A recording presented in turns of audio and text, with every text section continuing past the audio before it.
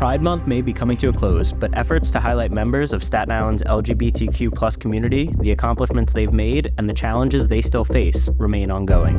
I had a really in-depth interview with Melinda Spira.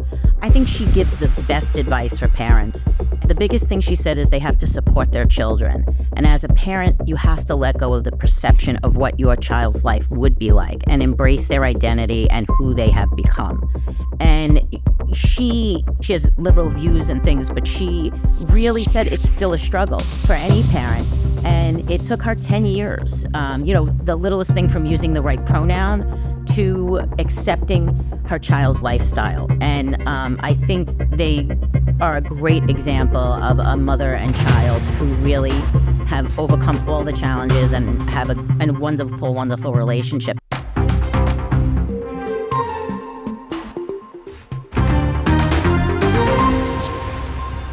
Welcome to the Staten Island Advances from the Seat, a podcast bringing you an inside look at the biggest stories on Staten Island with the reporters who cover them. I'm your host, Eric Bascom, and this week I'm joined by Staten Island Advance Public Interest and Advocacy Editor Tracey Porpora to discuss her efforts overseeing our Pride Month coverage and the importance of covering the LGBTQ+ community on Staten Island. Thanks for joining me today, Tracey.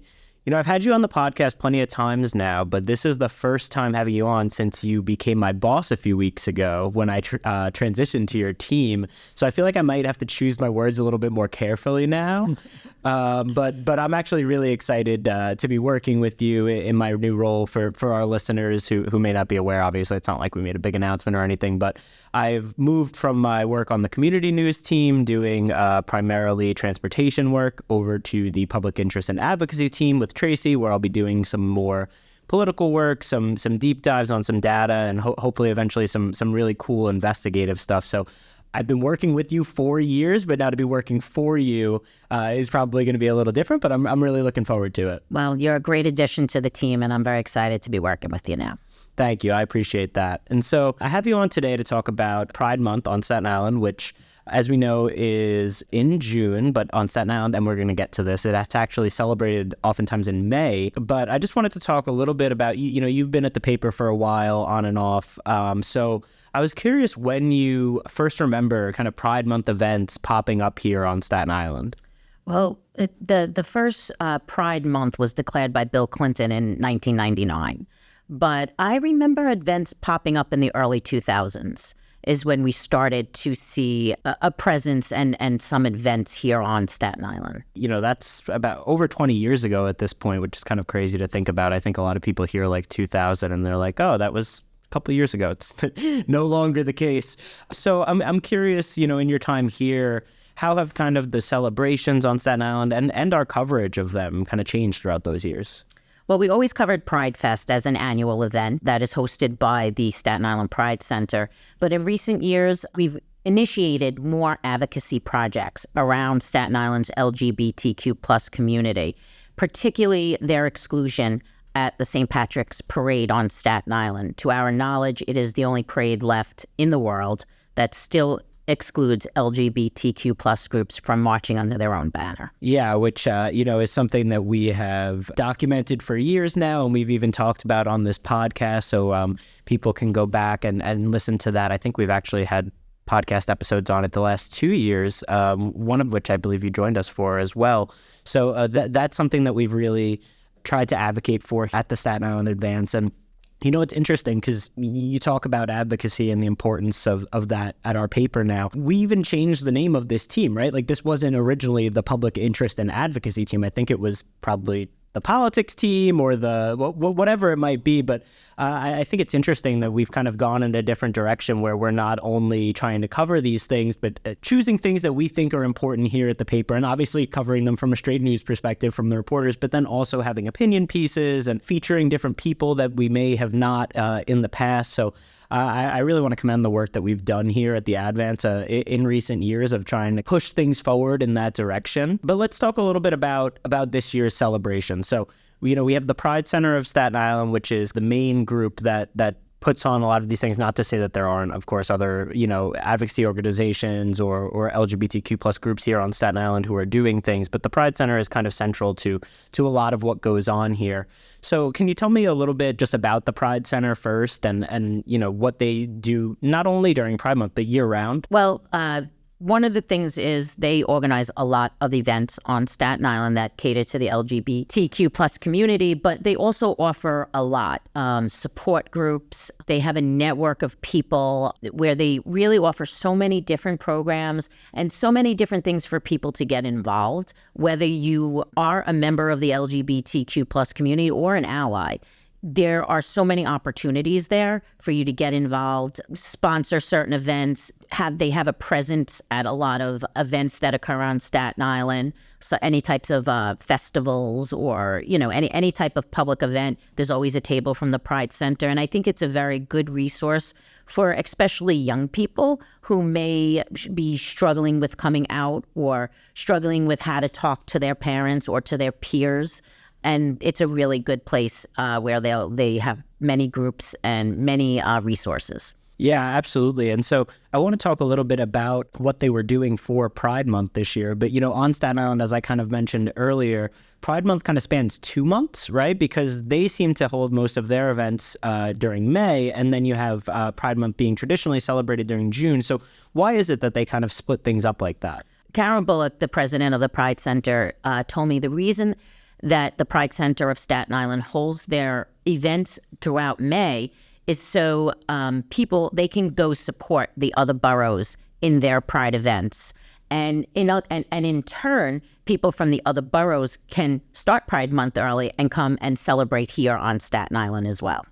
Yeah, no, and that makes a lot of sense, especially when you consider the fact that New York City Pride is one of the biggest in the country, specifically in Manhattan. You have the large parade, but also just events going on in all the different boroughs all throughout the month. So it would make sense that, they would do that so they can kind of participate in both of them.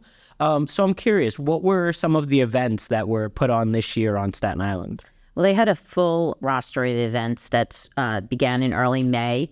Some of them included drag show performances at the Cargo and the Burrito Bar. There was a hike through the Greenbelt. There was an outdoor movie performance. There was a night at the Ferry Hawk Stadium. They had Pride Night. And then at the actual Pride Fest, which is kind of culminates the whole, the whole month of Staten Island events at the end of May, was held at the stadium for the first time this year. So I know a lot of people really enjoyed that. Yeah, absolutely. And so in addition to kind of covering the different events that were planned throughout the month in May, we also did a series where we were kind of doing feature stories on various members of the LGBTQ plus community here on Staten Island.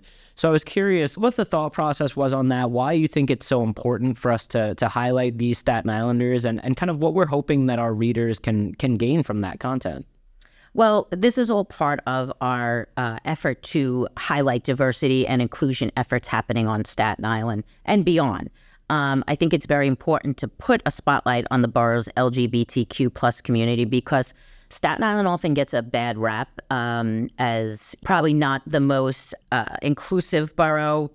We're seen as a conservative borough, but that's not all of Staten Island. And there are many efforts by the Pride Center as well as the larger LGBTQ plus community here on Staten Island that people need to see and people need to know is here. So, we like to showcase that because we do have a very rich, supportive community here.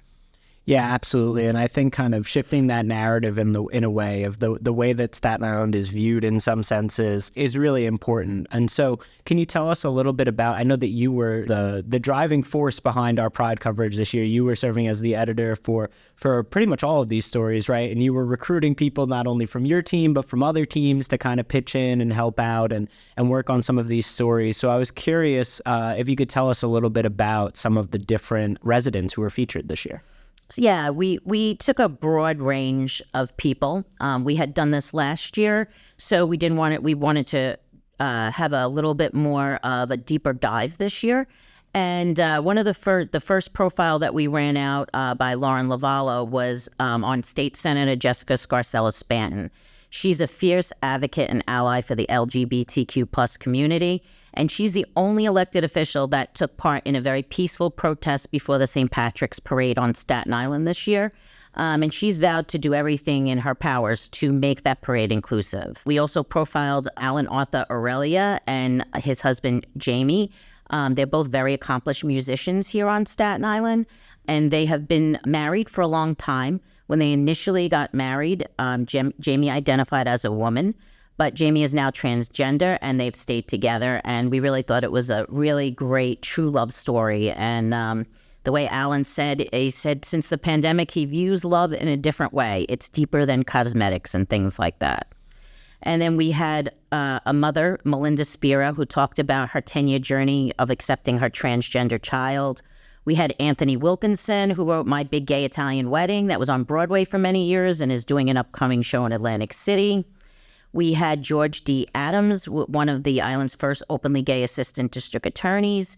We had Casey Hankins, who's a well-known activist in the community. And we had a 21-year-old who is really, his name is Gabe, and he does a lot of social media, TikToks and YouTubes, and has really cultivated a young LGBTQ plus audience of his followers. We really did, like you said, focus on kind of a wide range of residents and a wide range of stories here. And I think they're all obviously so important to tackle. But I think particularly it's nice to see the focus that we've kind of put on transgender residents who, historically pride was viewed more as a queer thing or a sexuality thing as opposed to a gender construct. And some people in the community may have been getting more attention than others on that.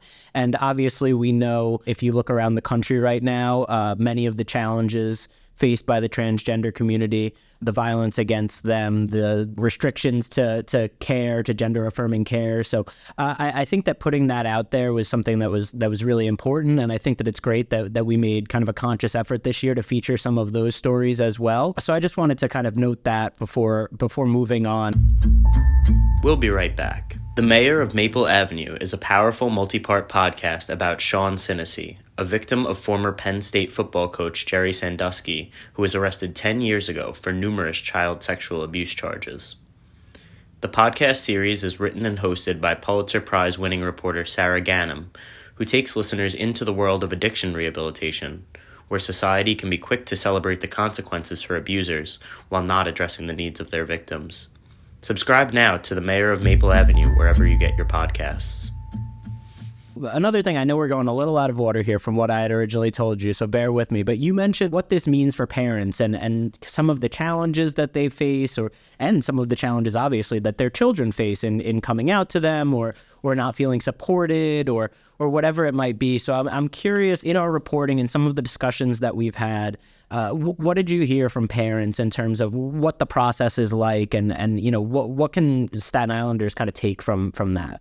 Well, I think I had a really in-depth interview with Melinda Spira. I had previously profiled Nate, and I interviewed her this year. And I think she gives the best advice for parents. And the biggest thing she said is they have to support their children. And as a parent, you have to let go of the perception of what your child's life would be like and embrace their identity and who they have become. And she has liberal views and things, but she really said it's still a struggle for any parent. And it took her 10 years, the littlest thing from using the right pronoun to accepting her child's lifestyle. And I think they are a great example of a mother and child who really have overcome all the challenges and have a wonderful, wonderful relationship. And she actually also supports other parents. And she asked me at the end of the story to also put her email, and other parents could reach out to her, because not everybody is as accepting, I think, as she is. And it may be more difficult for some parents. But she really spoke to us in depth about that journey that a parent takes, which I thought was really important to bring out. Even though you love your child, it's something you have to let go of your preconceived notions of what your kid's life would be like. Yeah, I mean, it's obviously a super complicated situation for everyone involved. And I think that it's so meaningful that she was so honest in that interview and kind of sharing that, this was a 10-year journey and it was a struggle and it wasn't immediately like they came out and I realized that, and whatever. And so it is definitely a process. And I think that it's something that other people on Staten Island can really learn from and realize that, okay, maybe this is a little confusing to me at first. Maybe I don't necessarily get it right away, especially as we mentioned earlier, we're coming from a borough that is traditionally a little bit more conservative and may have varying viewpoints and may have been raised in a way where this might be viewed differently than others might view it. So I think that it was just a really powerful, really beautiful story about just learning with your child and learning to love them as they are, as opposed to as you want them to be or as you thought they would be. And I think that that's something that other parents and other queer children who might be coming out are really going to learn from and can really take something out of. So I thought that was just a really well done piece, and I really appreciated that one. So I want to move on to another one and this one I believe published a little more recently, and this was a story written by Jessica Jones Gorman about the Staten Island queer bar community and how, at a time there was this vibrant community on the North Shore of bars that were viewed as safe havens for the LGBTQ plus community here on Staten Island, and how those have kind of disappeared.